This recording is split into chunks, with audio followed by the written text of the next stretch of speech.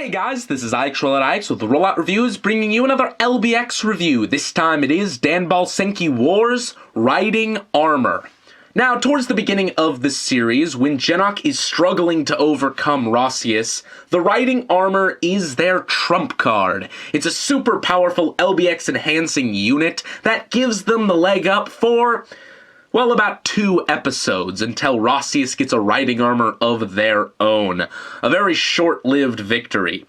Taking a look at the manual here, we can see some nice painted up product images. It's worth noting that this set does not come with Dot Phaser, even though he is in the product images, and is on the box. On the back here, we can see the riding armor interacting with the other members of the first platoon. Any LBX can fit in the riding armor.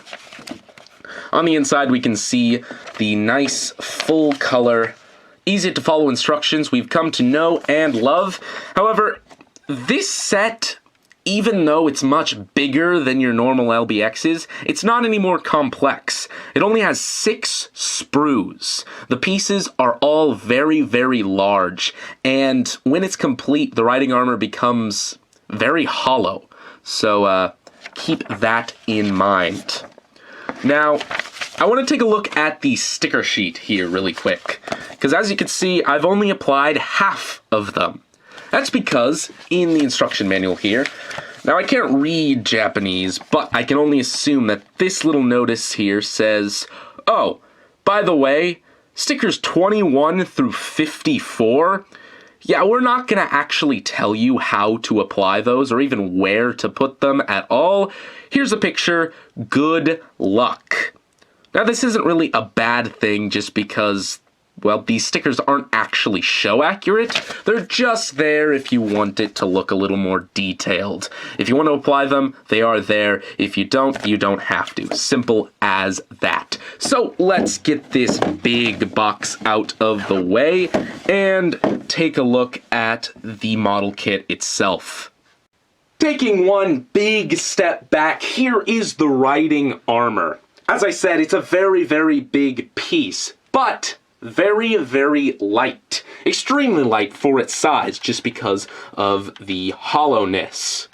Obviously, it's got a lot more heft than your normal LBX, just because of its size. That's only expected. Now, there are only 2 colors of plastic on the whole thing.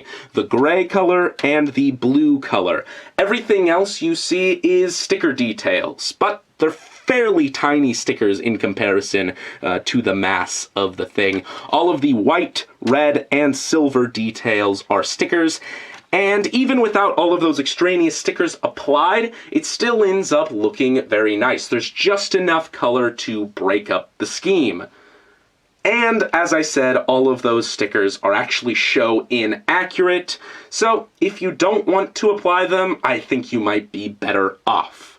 Now, obviously, this is a little boring. Putting an LBX into it is what it's all about, so let's cut to the chase. Let's get the arms out just a little bit, lift up these little handle bits, and kind of splay the leg sections. Now, it has handles here that, pretty simply enough, you have the LBX hold onto. But to secure the LBX in, you have a couple of options. You can just leave it in like this and have him hold onto it, simple as that. However, it comes with this appendage here.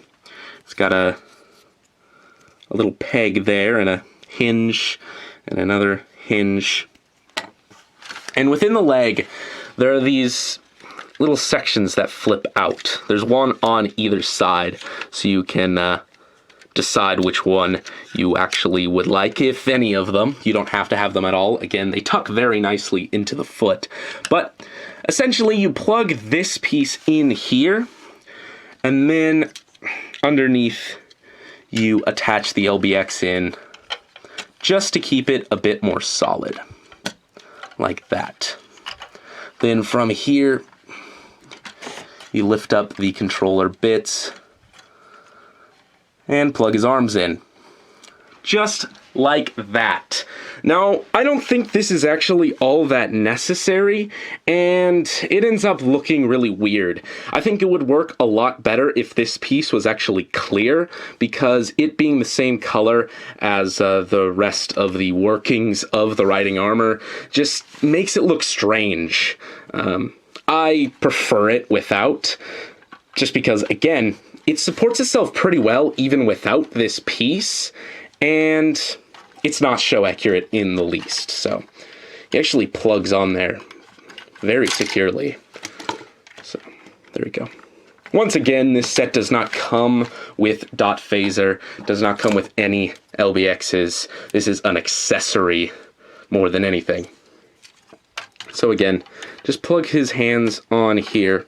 Provided his arm joints are strong enough, you shouldn't have too much of a problem. In the show, he does kind of float over the foot sections, but if you're really having problems supporting him, it shouldn't be too much of a problem to actually just place the feet on these sections here.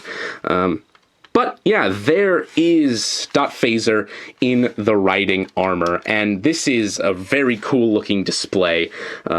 Again, very big, super massive, makes him look extremely powerful. Obviously, he's just kind of sitting there, but the effect is very nice. So let's go over articulation now that he's in the unit, because him being there does make things a little more interesting. Because as you can see here, the leg, it is on a joint in there, but this is attached to the leg, this appendage. So when you move the leg forward, it tends to, or forward or back, I guess it can't really move forward all that much at all, but if you move it back at all, it also begins to move him. You can also do this, but again, because he's holding on to this section, it begins to move him just a bit. So in the leg, it is on a ball joint, so it does go in and out, forward and back. You have to mind the positioning of whichever LBX you have in here. It's also on kind of a, how do I show this, like an alternating pivoting joint here, as you can see, to kind of put one leg forward and one leg back, maybe to simulate walking. It does work pretty well, I suppose. So you can get something like this going on. I guess kind of an action feature, if you want to call it that. But to maybe get the legs a little bit more dynamic looking, because like I said, you can't actually move them forward. This piece blocks that. These slide forward. And at some angles, this can look kind of weird. And both of them slide forward. But it kind of gives the illusion of one leg being positioned further forward than the other, just to get it in a more interesting pose, I guess. Now, because he attaches to the legs and only the legs, you can move this back section however you want. If you do want to keep the multi-gimmick sack attached to him, you can kind of move this out of the way just a bit to allow that. So, you know, the option is there. Now, the arms have a lot of articulation. They're on a hinge here so that they go forward and back like this, but they're also on a cut joint, or a polycap joint, I suppose, there, that allows them to go in and out and forward and back. So you can get quite a range of motion in the arm there. This bit here can also slide in and out just a bit.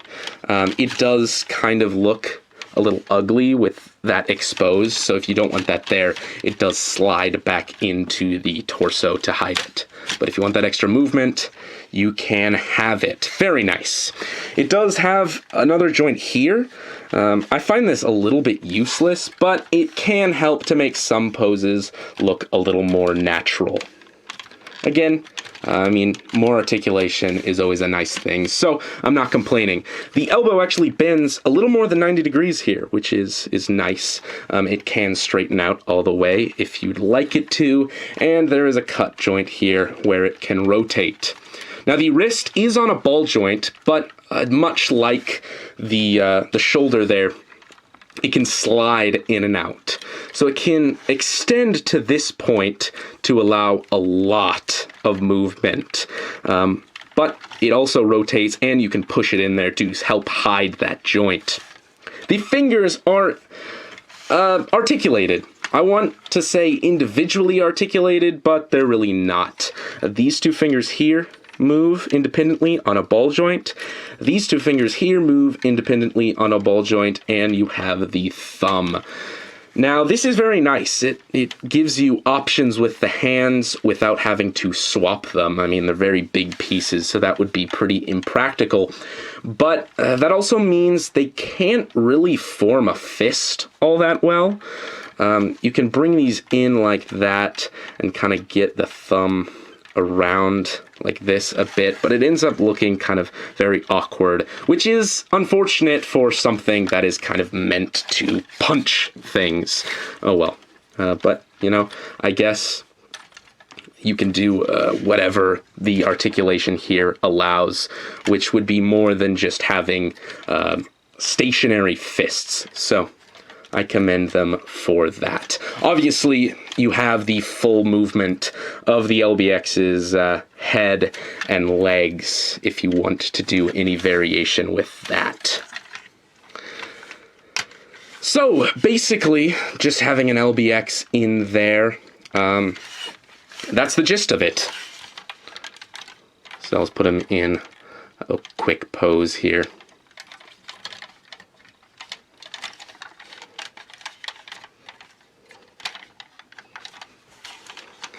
I don't know, push this forward. There we go. So yeah, the riding armor. Now the riding armor has one more feature. It comes with an extra couple pieces here, one of them being this plate with a rectangular peg that slots into the back right here. And these two little handles with ball joints on the end, and those plug in to these little holes up here.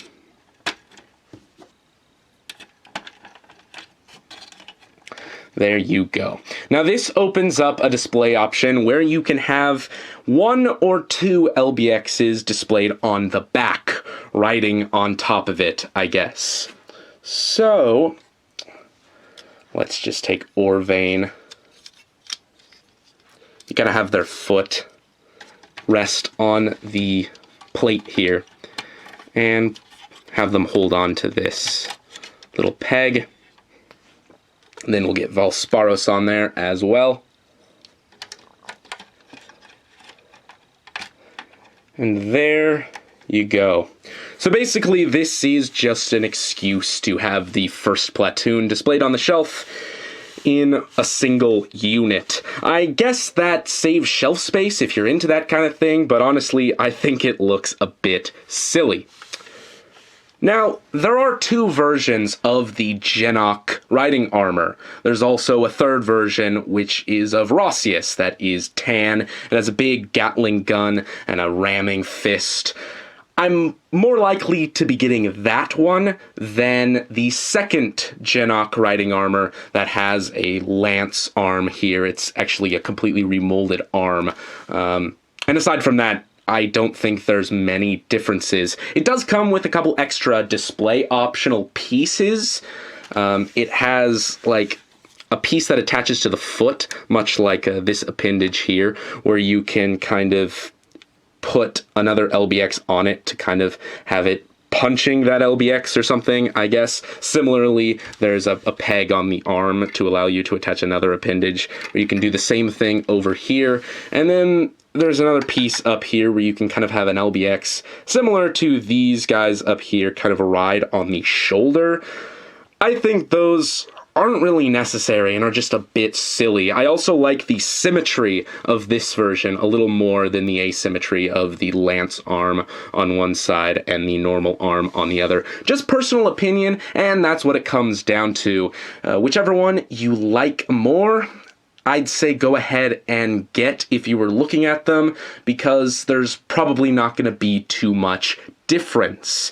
Now, this isn't for everyone. Obviously, not everyone's going to have room for this on their shelf or in their collection. I'd say if you weren't interested in this before, this probably won't change your mind. But if you were looking at this thinking you might want it, I don't think you'll be disappointed. Again, provided you're willing to pay the price and have the room. It's a very impressive piece, and it's extremely fun. The amount of articulation in the arm, the size, and the posable hands really make it a fun kind of desk toy. I guess that's a little bit of a stretch because of how big it is. You might have to have a pretty big desk, but it's a very fun toy to just play with. I have a hard time putting it down. So that is about it, guys, and this is IX signing off.